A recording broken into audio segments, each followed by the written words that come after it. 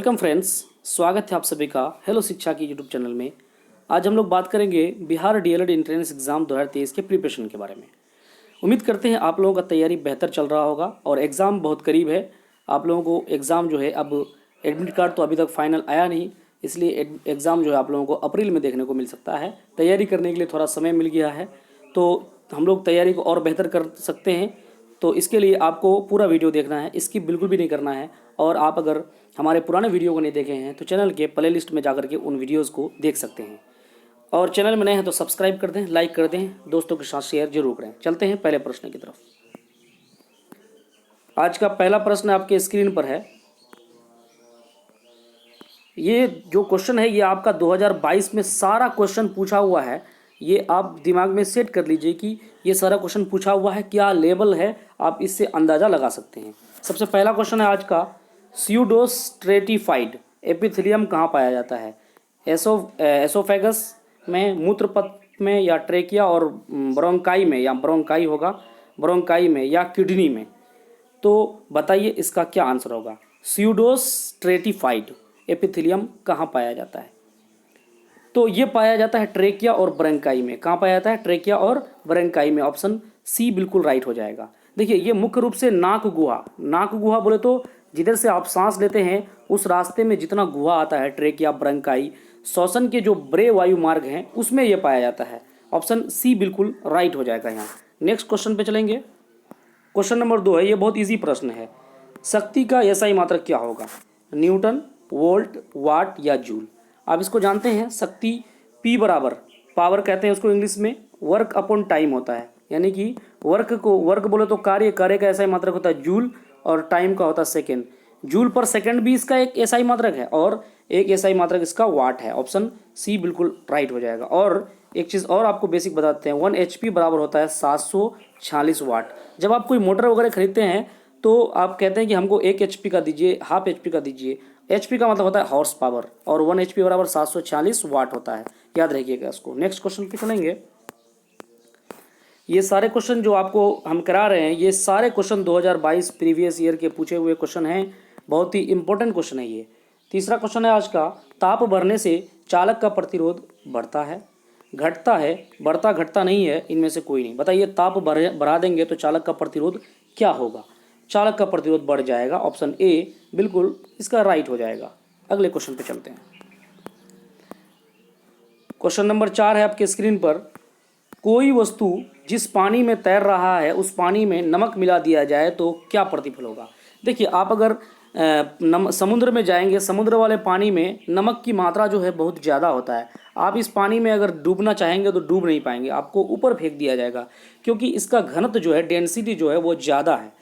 तो क्या होगा? वस्तु डूबेगा, वस्तु पहले डूबेगा फिर तैरने लगेगा। वस्तु का आयतन जो दर में डूबा हुआ था घटेगा। इसका आकलन संभव नहीं है। देखिए, जब घनत्व बढ़ता है तो वस्तु का आयतन जो है वो घट जाता है। वस्तु का आयतन क्या होगा? वो घट जाएगा। ऑप्शन सी बिल्कुल यहाँ राइट हो जाएगा। यानी, या फिर इस ऑप्शन को दूसरे तरह भी दे सकता है कि उस पानी का अगर नमक मिला देंगे उस पानी का डेंसिटी जो है, घनत्व बढ़ जाएगा। ये भी हो सकता है आपके ऑप्शन में, लेकिन यहाँ ऑप्शन दूसरे तरह से दिया है, वस्तु का वो आयतन जो दर में डूबा हुआ था वो घट जाएगा, आयतन घटा देगा, क्योंकि पानी का घनत्व बढ़ रहा है। ऑप्शन सी बिल्कुल राइट है। अगले क्वेश्चन पे चलेंगे।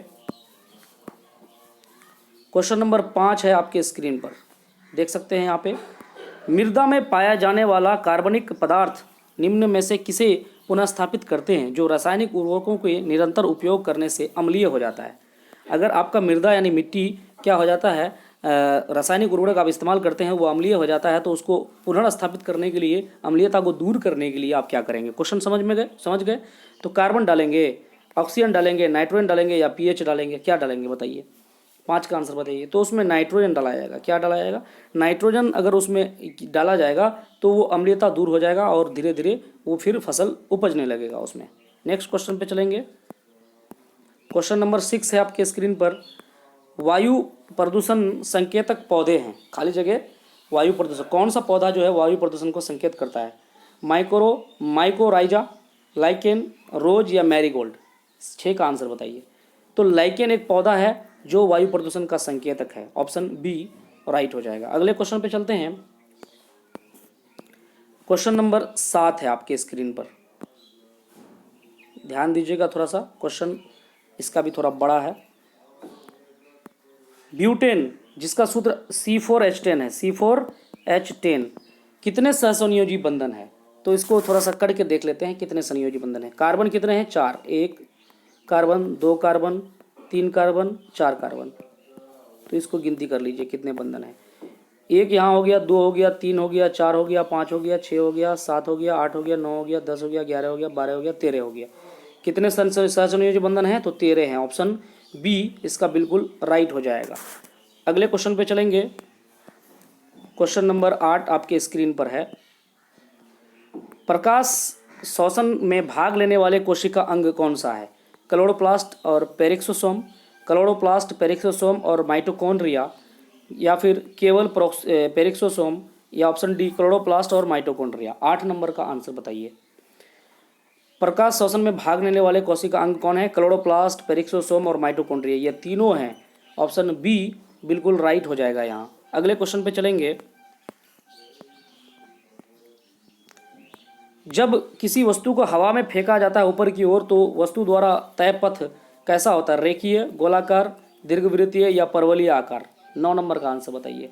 देखिए, जब किसी वस्तु को आप ऊपर फेंके तो वो सीधा नहीं गिरेगा, ऐसे गिरेगा, तो इसको हम लोग कहते हैं परवलयी आकार। ऑप्शन डी बिल्कुल राइट हो जाएगा। कोई भी वस्तु जो है सीधा नहीं गिरता है, अपने पथ पे जो है विचलित होकर के ही गिरेगा वो। ऑप्शन डी राइट होगा। अगले क्वेश्चन पे चलेंगे। उम्मीद करते हैं सारे प्रश्न आपको समझ में आया होगा, और बहुत ही इजी प्रश्न है, सारे 2022 वाले प्रश्न हैं, एकदम इम्पोर्टेंट प्रश्न है ये। इन प्रश्नों को आपको देखना और इसको हल करना अति अनिवार्य है आपको। बाह्य विलयन होने पर कोशिका का आयतन बढ़ जाता है। हाइपोटोनिक के कारण, हाइपोटोनिक के कारण, आइसोटोनिक के कारण, या कोशिका द्रव गहरा होने के कारण। 10 नंबर का आंसर बताइए। 10 नंबर का आंसर बताइए। तो कोशिका का आयतन क्यों बढ़ जाता है? हाइपोटोनिक के कारण। किसके कारण? ऑप्शन बी हाइपोटोनिक इसका आंसर होगा। अगले क्वेश्चन पे चलते हैं। क्वेश्चन नंबर 11 है। द्रव की सतह पर वाष्पीकरण होता है क्योंकि सतह पर मौजूद कण, द्रव की सतह पर वाष्पीकरण होता है तो क्यों? द्रव की सतह पर मौजूद कण क्या है? एक दूसरे के बीच आकर्षण बल जो जोड़ने हेतु पर्याप्त ऊर्जा होती है। सतह के कण पेंदी के कणों से बहुत हल्के होते हैं। हवा के कणों के साथ अधिक बल से खींचे जाते हैं, या इनमें से कोई नहीं। 11 का आंसर बताइए। तो वाष्पीकरण होता है क्यों? क्योंकि हवा के कणों के साथ अधिक बल खींचे जाते हैं। ऑप्शन सी इसका करेक्ट हो जाएगा। नेक्स्ट क्वेश्चन पे चलेंगे। बहुत ही इंपॉर्टेंट प्रश्न है, सारे प्रश्न आपका जो है इंपॉर्टेंट वाला ही है। 12 नंबर क्वेश्चन आपके स्क्रीन पर है।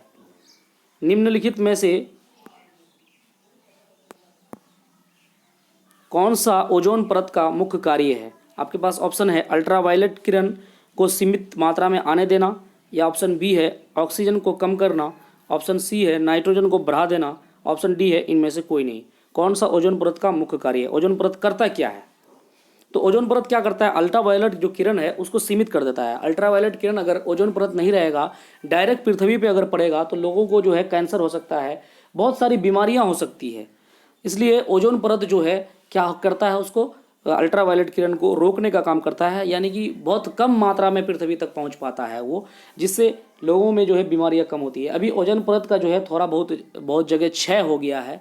ओजोन परत क्षय होने के कारण बीमारियां जो है बढ़ते जा रहा है। तो इसका आंसर ऑप्शन ए हो जाएगा। अल्ट्रावायलेट किरण जो है वो सीमित मात्रा में आने देता है, ज़्यादा आने के लिए नहीं देता है। अगले क्वेश्चन पे चलेंगे। क्वेश्चन नंबर 13 है। अयस्क किसका मिश्रण होता है? धातु का मिश्रण होता है, धातु अधातु का मिश्रण होता है, अधातु का मिश्रण होता है, या इनमें से कोई नहीं। 13 नंबर का आंसर बताइए। अयस्क किसका मिश्रण होता है? तो अयस्क जो है धातु और अधातु दोनों का मिश्रण होता है। ऑप्शन बी इसका बिल्कुल करेक्ट हो जाएगा। नेक्स्ट क्वेश्चन पे चलेंगे।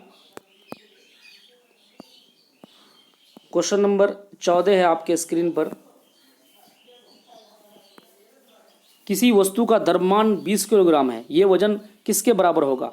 1.96 डाइन के बराबर, या 19.6 न्यूटन के बराबर, या 196 इंटू 105 डाइन के बराबर। बताइए इसका आंसर क्या हो जाएगा? तो इसका आंसर हो जाएगा 196 इंटू 105 डाइन के बराबर हो जाएगा। 20 किलोग्राम अगर है तो हो जाएगा 196 गुना 105 डाइन। ऑप्शन सी इसका करेक्ट हो जाएगा। अगले क्वेश्चन पे चलेंगे। क्वेश्चन नंबर 5 है, निम्नलिखित में से कौन सा सूचक की तरह इस्तेमाल नहीं किया जा सकता है? निम्नलिखित में से कौन सा सूचक की तरह इस्तेमाल नहीं किया जा सकता है?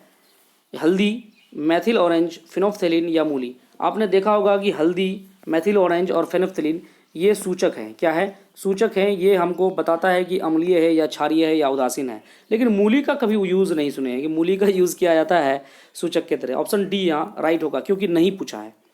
अगले क्वेश्चन पे चलेंगे। क्वेश्चन नंबर 16, बहुत ही इंपॉर्टेंट क्वेश्चन है ये भी। एक स्वस्थ व्यक्ति का सामान्य स्थिति रक्तचाप कितना होना चाहिए, जिसको हम लोग कहते हैं बीपी। क्या कहते हैं? ब्लड प्रेशर कितना होना चाहिए? 140/90, 120/80, 90/60 या 100/60। एक स्वस्थ व्यक्ति का सामान्य स्थिति में रक्तचाप कितना होना चाहिए? तो 120/80 होना चाहिए। कोई भी जवान आदमी है तो 120/80 है तो ठीक है। अगर 130 140 चले गया तो इसका मतलब है कि उसको दिक्कत है, या फिर कम होने पर भी दिक्कत है, दिक्कतों का सामना करना पड़ेगा उसको। जो है क्या कहते हैं कि टाल हो सकता है उसके शरीर में, झंझनाहट हो सकता है उसके दिमाग में। तो एक इसका बी जो है राइट हो जाएगा। अगले क्वेश्चन पे चलेंगे।